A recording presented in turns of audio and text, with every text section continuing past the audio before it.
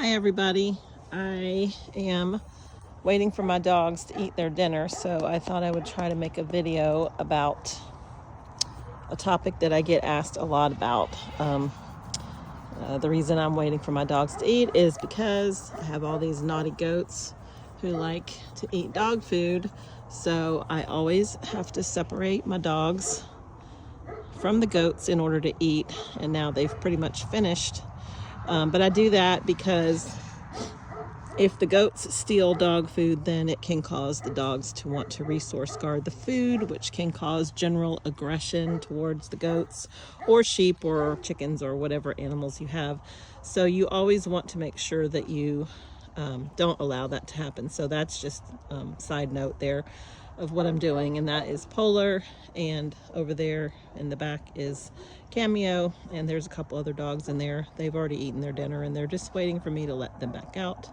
But I wanted to take a few minutes to talk about something that came up today when a client brought her new puppies home. And this is something that I understand very well, but a lot of new livestock guardian dog owners don't understand, and I think it takes them by surprise, so I wanted to explain it. This is Pearl. She's coming over here to try to get some attention. So when you first bring your puppies home, one thing that a lot of people think is that they can just take them and put them out with whatever livestock they're supposed to guard, and everything is going to be all happy and good, just like old McDonald's farm. And that is actually the absolute worst thing you can do. So even though my puppies are raised with livestock from the time they can pretty much crawl until the day they leave here, most of the time, your livestock is an entirely different matter. So this is a small little herd of some of my mini Nubian goats. You can see them running away, and that's exactly what I want to demonstrate. These are some of my 1 to 2 year old does, not doelings, they're does. They're in here because it's breeding season, so I've got a buck in there with them in hopes that we'll have some babies. And most of those goats are pretty skittish. This one here is Pearl, and she is super friendly because her mama was Jessie, my favorite goat, who unfortunately died after she had Pearl and her brother Legacy. So she was bottle raised, and she's super calm and friendly. But the rest of this bunch, they're pretty skittish. So that's the worst thing that you want to do with a new livestock guardian dog puppy that you bring home. You do not want to put them in with that type of goats. And even if your goats are super friendly with you, still a dog is a different matter. And most of the people who buy puppies from me or from anyone, most of the people who are bringing home livestock guardian dogs, puppies or adults, are bringing home their very first ones ever. And in most instances, their goats have never had a dog living with them. And if they've had any experience with dogs at all, it might have been a bad experience. A lot of people have herding dogs and other types of dogs that may have tried to chase the goats. So goats and sheep and pretty much almost everything that we raise on a farm, these are all prey animals. And dogs are predators. Even a livestock guardian dog is a predator. So pretty much what happens when you bring home a couple of livestock guardian dogs or one livestock guardian dog is your animals think you've lost your mind. You bring a predator into their midst, and you expect them to be happy about it. And they pretty much know that you are crazy. And even if your even if your goats or sheep or chickens or whatever have had good experience with dogs, like maybe you already do have a livestock guardian dog who's well behaved, or maybe you have some other types of dogs who are really good and well behaved around the animals. Still, every dog is a different dog, a new dog, and those animals are going to judge each one differently. They're not going to make this automatic assumption that if one dog is well behaved and calm and good with them, that the others will be. So if you just bring the puppies home and you put them in with your animals, what's going to happen is the goats or sheep or whatever are probably going to immediately start acting like little prey animals and running away, jumping around, spooking, whatever. And that is going to trigger the puppies or dogs, trigger their prey instinct. Livestock guardian dogs do still actually have some prey instinct. It's not like other dogs, but they're still dogs, and they still will be triggered sometimes to chase, especially when they're young. Puppies are just, they're still learning. So the goats or sheep or whatever take off. I'm going to say goats because that's what I have here, but the goats take off running, and the puppies think, oh boy, this is a fun game, let's chase. And then the goats are convinced that the puppies are really trying to kill them, and they run even more, and maybe they yell and make some noise and whatever, and the next thing you know, it's just this big old melee of chasing puppies and upset goats, and it's just a bad situation. So you want to prevent that from happening before it even starts, if at all possible. So don't bring your puppies home and put them in with your livestock. Set up some type of situation where the animals can be side by side. It doesn't even have to be permanent. You can just take some fence panels from Tractor Supply and some T-posts, and you can, fence off a small area of the pasture, or maybe you have a barn, or maybe you already have a couple of pastures that are adjoining, and however you can set it up, have the animals on one side and the puppies on the other side. If one area is smaller than the other, I always suggest you put the puppies on the bigger side. Within reason. They don't have to have a huge area, but you don't want your puppies in a little 10 by 10 kennel while your goats are in a big pasture, because the puppies need to burn off that energy in order to, have calm behavior with the animals when they are put together with them. So make sure the puppies have plenty of room. They don't need a ton of room. In fact, when I bring any dogs home, I always start them off in a small area. So here's my barn. It's very muddy because all my water troughs are leaking and making a big mud puddle. But I have these barn stalls. I don't really use them that much because my goats have a pasture out back. But they are, I think they're 12 by 16 on these three, and I have a bigger one down at the other end. So I have these stalls. I mainly use them in the winter time when the goats are having their babies, so they have a warm place. It's not ideal. It's a horse barn. It's not very well enclosed, but it's good enough for California. So I have those, and then out back here, I have these other adjoining smaller pens, very muddy from the overflowing troughs. And then there's a gate back there that goes out into the pastures. So when I bring home any new dogs, I usually start them in one of these stalls the very first night, or maybe in the stall and this enclosed area in the back with the gate shut. And I put them there because I don't want them to, they're going to be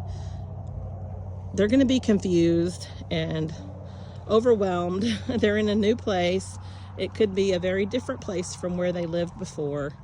And you don't want to bring them home and have them just take off into the whole big pasture and get lost and get upset and find some spot where they can somehow manage to get out. I mean, my fences are good, but some dogs do manage to find a way to get out, climb it, dig under, whatever.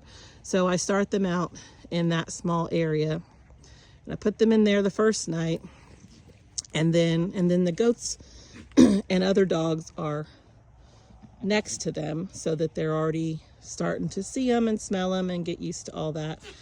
So they're in there the first night, and then the next day, hey Pearl, the next day I'll come out in the daytime and I'll, you know, take them out little by little, give them a little more space. So they might go out in this small pasture here the next day and explore around there. If I think they're gonna chase the goats or be triggered by the goats, I would put the goats somewhere else. I would put them in the barn, or I would be particular about which goats I put them with.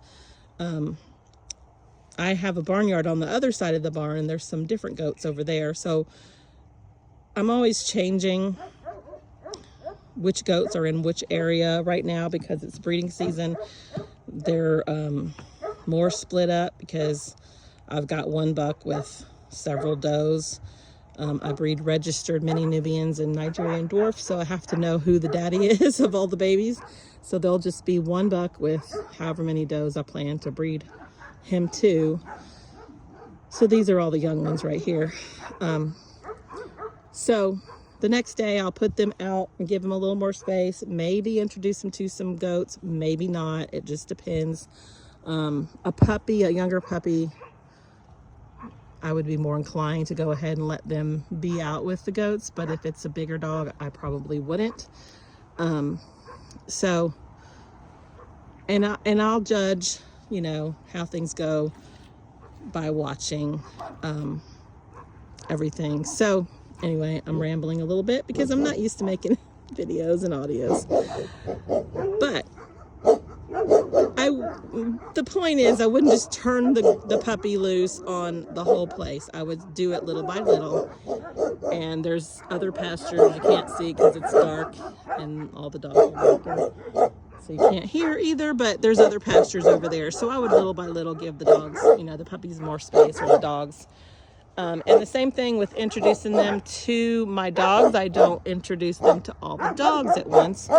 I would pick a dog that is pretty easygoing and pretty friendly with other dogs, and I would probably put that dog next to them the first day and then see how they get along through the fence. Hey, Polar.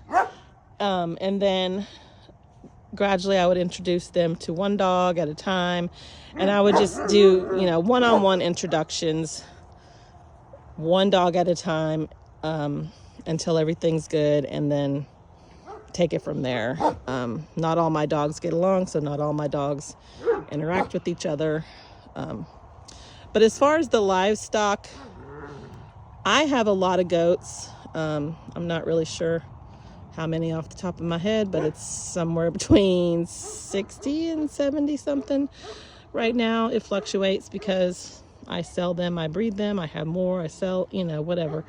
But I have a lot of goats, and some of my goats are very calm, very easygoing, with people and with dogs. I mean, I have goats that I've had almost since I first bought this farm in 2015, and some of those goats are just super relaxed with dogs. In fact, I have some goats that really love dogs and enjoy spending time with them and will purposely put themselves next to the dogs.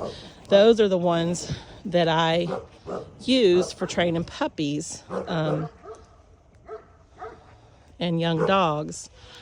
I have other goats like this bunch who are more shy and more skittish. So I would never choose these type of goats to be with a new dog or a young puppy, because it's just going to be, even with a gradual side-by-side introduction, it's not going to be a good idea. So I would pick my friendlier, calmer goats, and this is actually one of them. She would be a good candidate, except for the fact that she does eat dog food, and she knows how to come through the dog doors into the puppy parlor. So she is banned from that area.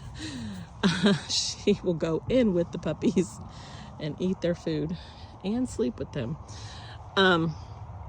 But I would take my calmer goats and introduce them to the puppies gradually. But for you, your goats are very likely, or sheep, whatever, are very likely to not be able to adjust to dogs that quickly. So it might take you, it might just be a day or two, it might be a couple of weeks. It just, I mean, I can't really give you an exact amount of time about how long it's going to take. But you'll want to see those two dogs over there. One of those dogs is young, and he's kind of in a stage where he likes to chase the goats a little bit, so that's why he's over there where he can be next to them, but he only gets supervised visits with them. And the other dog is fine, she's good with the goats, but she's there to keep him company. So side note, just to say, he was raised with the goats from the time he was young, but they do still sometimes go through stages where they need to readjust a little bit temporarily. But for you, you know, you're going to have to have your goats or sheep, whatever, side by side with your puppies. And at first, you're going to see that they're probably going to do just what these goats are doing. They're going to stand back and stare over in the direction of the puppies, like these goats are staring at me, because they're not super friendly, and they're all looking at me like I'm about to eat them. And that's what they're going to do with the dog. A little by little, if the puppies are exhibiting calm, quiet behavior, I mean, the puppies are going to play, they're going to be puppies, they're going to do whatever. But little by little, the animals are going to get used to that, and they're going to calm down and relax a little bit.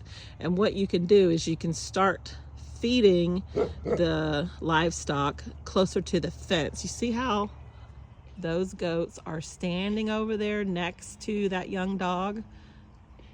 They've actually gotten used to him, even though he's a little bit of a rowdy thing.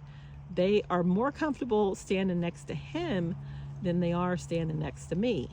And see how he's laying down beside them and being calm and relaxed. So he's actually improved a lot lately. And they have improved with being comfortable around him. So you can start feeding the animals near the fence, and they will go over there, and you know, if they're seeming like they're really too stressed out and too upset, don't force them. You know, maybe give them food, hay, whatever you're feeding them, near the fence and some further away, so they have a choice. You know, you don't want to ever force an animal to do something that it feels conflicted and worried about. You know, especially involving food. You don't want to force it or even pressure it, you know, to go over there near something that it's scared of just because it's hungry. But give it the option to go over there, and maybe the option to go somewhere else to eat. And little by little, you'll see them choosing to go over, and eventually you'll see them doing just like these goats are doing. They don't have to stand near that dog. His name's Julian. I don't know why I'm calling him that dog. They don't have to stand near Julian. They have a whole big pasture here.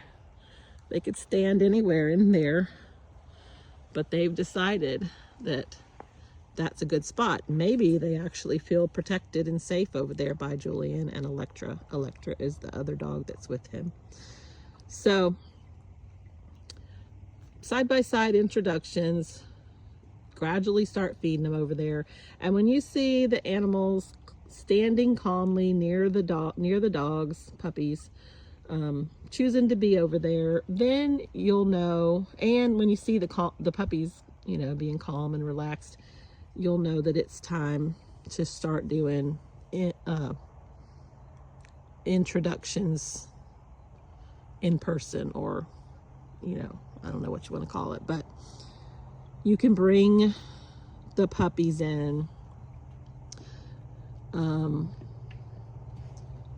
Sometimes I do it off leash, but probably on a long line is better. That way, if anything goes goes wrong quickly, you know, if the puppy does start chasing, you can quickly just kind of change, you know, stop it and change. So I like 15-foot long lines. You can get longer ones. I don't suggest a short leash. Some people use them, but I prefer a long line to train young dogs on, just because it gives them more room and they're less likely to start pulling, and you don't want to encourage that. So a 15-foot long line, bring them in and just kind of walk them around, and whenever you see them being calm and quiet and relaxed, that's when you can start doing the clicker training that we haven't really discussed, but you'll want to learn about clicker training, and that's another topic for another day. But my puppies are all introduced to clicker training from the time they're, as soon as they'll eat food. So usually 3 to 4 weeks old. Yeah, 4 weeks old probably. They start learning about clicker training, and that basically whenever they hear the click, they know they're going to get a treat, which could be a dog treat, it could be human food. I like to use peanut butter on a spatula for really young puppies, chicken, hamburger, like meatballs, all kinds of things, whatever the dogs like, basically. But the main point about clicker training is you always click when you see the behavior you like and that you want to see more of, and you always follow the click by a reward, a reinforcement, which can be petting, praise, attention, whatever, but most of the time it's food. People that have herding dogs and other types of dogs will use like toys and stuff like that as a reinforcement, but livestock guardian dogs don't have a very strong play drive. They don't like to play that much. They don't like to play tug, they don't like to play fetch, whatever. So those type of reinforcements don't really work with them. Petting and attention they do like, but what they really like the most is food. So I always recommend, in the beginning especially, using food reinforcements. So when you see the puppy being calm and relaxed with the animals, click, treat, and just encourage that. If the puppy starts getting too rowdy, take them out. It's time to, you know, you might just interrupt it a little bit and maybe they will stop and calm down again and whatever. But if they're just getting ramped up and they're just too excited, it means it's too soon and you just need to stop, put them away, start over. Also, what you might have going on is you chose the wrong stock to introduce to the puppies. You don't necessarily want to introduce your puppy to your entire herd or flock. That is something people also try to do, and it's not a good idea. It doesn't usually go well. Like I said, I have a lot of goats. They're not all puppy trainers. I don't use them all as puppy trainers. I might use them all for more advanced training when I have a dog that I am trying to get used to more flighty animals. But when I'm first training a young dog, no, they're not gonna meet certain goats from my herd. In fact, certain goats from my herd are not allowed at all to be near the puppies because they're just going to be too triggering to them. So I'll pick the calmer, quieter, relaxed ones, the ones that enjoy being around the puppies. I have some goats that are so good with puppies, they get a permanent home near my puppy, in my puppy parlor pasture. That's where they live because they're just really excellent puppy trainers. So if you notice one or two particular animals in your flock or herd that seem to be calmer and more relaxed and enjoy being near those puppies, and don't seem to be as afraid of them, then I would pull those out, put the other ones somewhere else, and use those as your initial introduction to the puppies. And then you may even gradually be able to have the puppies with just those particular animals from your flock or herd. And and then keep the others separate for a while, and let that bond build and let everybody get used to each other, and then little by little you'll eventually be able to introduce more of the animals. How long that's going to take, again, I can't say. It depends on your livestock and on the puppies themselves. Most of the time the puppies are going to be a lot quicker to accept your animals than your animals are to accept the puppies, because my puppies are raised with goats from such a young age that they naturally do enjoy being with goats or sheep or whatever, because they're all similar. It doesn't have to be a sheep. They don't have to be raised with a sheep, but a goat is similar enough to a sheep that they gravitate towards that. It makes them feel secure and at home and whatever. So you're just gonna do that gradual introduction, and then eventually everybody will see, you'll see that they're calm enough and relaxed enough that you could start leaving them together a little bit at a time.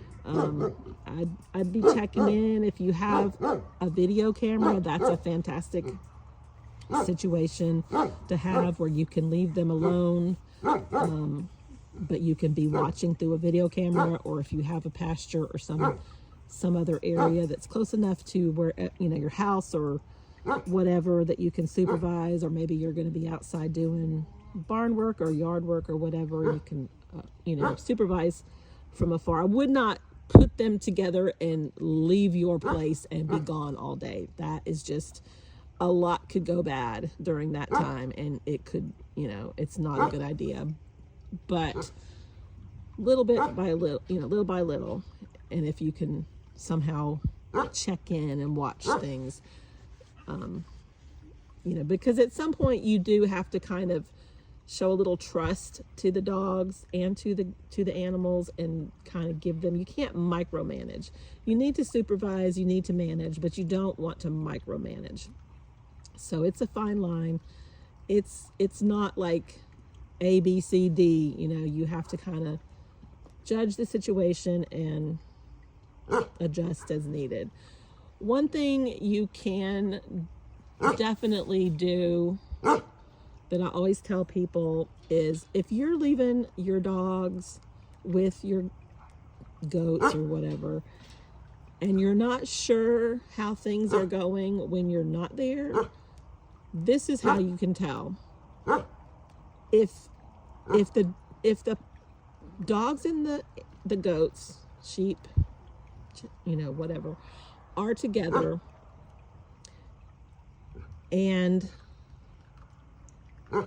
things are going overall really well, then what you'll see is they will be calm and relaxed when they're near each other. There's Julian saying hi to Pearl. Hi, Julian.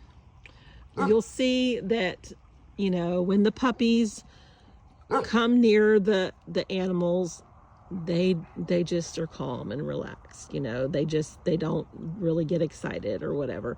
But and you'll also notice them sleeping near each other, or standing near each other, or laying near each other, whatever. If there's a lot of chasing and inappropriate behavior going on, then every time those puppies move, those animals are gonna jump and run the other way, or they're gonna do like these goats are doing to me. They're not doing this to any dog, they're doing this to me. They're gonna take off. I should go get my dogs out so maybe you can see so maybe you can see what the dogs are doing. Let me see if I can get them to come out, because you'll see the difference. Polar, come here, Polars. Polars, you wanna come out? Come on, baby. Just you come, because I just don't want to know. All right, come on. Oh, she's gonna be all in my face. Hey, Polar. Hey, sweetie. Let's go back over here. No, don't jump on me. Let's go back over here. Okay, let's go. I know you're going to be right in my lap while I'm trying to talk. So, I gotta deal with that. So if the dogs or puppies are doing a lot of chasing when you're not around, then the goats or animals are going to act very flighty and nervous. And every time the dog moves, they're going to jump and run. But if everything's going well, then they're going to be calm and relaxed, and they're not going to worry about it if the dog comes near them. Let me see if I can get Polar to walk with me. Polar, don't jump on me. These guys are running just because they're flighty anyway. But anyway, you see that Pearl's not afraid of her. Come here. Come here, Polars. Polar. I'm sorry. Pearl's not nervous about her. Anyway, Polar's one of my original, well, she's a dog I bred, and she's about 7 years old. Not 7, almost 7. And she is my best livestock guardian dog. So if they're nervous about the puppies or dogs, they will run and jump and act flighty and act silly and be scared and stand off to one side and whatever. And if they're not and things are pretty much going well, then they're going to be calm and relaxed and whatever. Now, you might see sometimes if the puppies just suddenly start running, maybe the puppies are playing chase with each other if you have two, and they suddenly run, it'll startle the animals sometimes, and they'll run initially, but then it's kind of like, oh, they're just playing, and then they stop. But if there's really a lot of mischief going on, you'll see it in how the animals act, and that's a sign that you need to probably change some things up and intervene and separate for a while or whatever. But anyway, that's how you kind of set it up from the beginning, and that's how you watch and judge and see how things are going. You're going to just gradually introduce, supervise, and just take it from there, and know that it's not a straight line from puppy to adulthood. We always say that livestock guardian dogs are on average mature around 2 years old, but it really, really depends. We like to say 2 years old just so people don't expect their dog to be instantly mature, but honestly, some dogs mature really young, and they're good to go at 5 or 6 months old or even sooner. Some dogs take more than 2 years old. Some dogs are 3 years old, whatever. They're all different. Some dogs go through a stage where all puppies go through most puppies go through what I call a velociraptor stage, which is about 10 to 12 weeks old, somewhere in there. They suddenly discover that they can catch whatever animals they've been living with, and that it is great fun to chase and play and bite. They're being puppies, and they're playing the way puppies do. That's how puppies play. Puppies play by biting and chasing and jumping on each other and roughhousing, and they decide that they would like to play with their livestock companions that same way. And so they can get pretty rowdy. They can get pretty rowdy with people. That's when puppies are more apt to be mouthy and, grabby and bitey. I don't have a ton of problems with my puppies being bitey, but sometimes with the clicker training, they do go through this stage where they get really excited and they kind of grab. And it's just a normal puppy stage. So usually somewhere between like about 15 to 16 weeks old, they kind of start calming down again. That's why some people will get, a younger puppy and an older puppy and think, oh, this older puppy is so good and so mature and so calm, and that younger puppy is just wild or whatever. It's because of the developmental stage of the puppies. And some puppies don't go through that. They're all different. Some puppies are just always good, and some puppies take longer to mature. It all just depends. But usually you'll see them starting to calm down again somewhere around 15 or 16 weeks, or 4 months, somewhere in there. They'll start maturing and calming down. Some take longer, but then then sometimes they'll go through it again as they start getting through their teen years, which is what Julian over there has done. He was with the goats, he was being good, and then he just started getting too rowdy and wanting to chase too much. So rather than let that pattern continue, we went to side by side and supervised time with the goats. It's not going to hurt your livestock guardian dog to chase a little bit, a couple of times here and there, but if you let that pattern continue, if you let that behavior continue, then it can hurt. Dogs develop what's called motor patterns. Raymond Coppinger, who was I think an evolutionary biologist. Anyway, he studied livestock guardian dogs. He studied dogs in general a lot. In particular, one type of dog he studied was livestock guardian dogs, including Maremma sheepdogs. And he also studied sled dogs and herding dogs. Anyway, dogs can develop motor patterns. So if they start chasing, that's a motor pattern. And if they continue to chase and chase and chase, those motor patterns get set, and it's like I'm not explaining it very well, but it's like they're just locked in and built in, and it's really hard to overcome them. But if you don't allow the motor patterns to develop, and then you wait until they're mature, they won't develop them later. So they did studies where they didn't allow a herding dog to do whatever, chase a ball or chase whatever. And those dogs would not be good herders because they weren't allowed to practice herding. And the same thing, if they allowed the livestock guardian dogs to do some things that were not appropriate, then they could build those patterns. So basically, that's why we separate if they're starting to chase, because you don't want to build those patterns. But they get through that stage, and then it's almost like a switch clicks on one day and they just are mature. But if they were allowed to continue practicing that behavior that you didn't want to see, that switch might never click on, and you might have a dog that just built this pattern of behaviors you were not aiming for. So that's why you have to always be adjusting and always be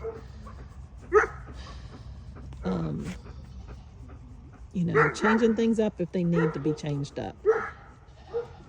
Is raising a livestock guardian dog easy? No.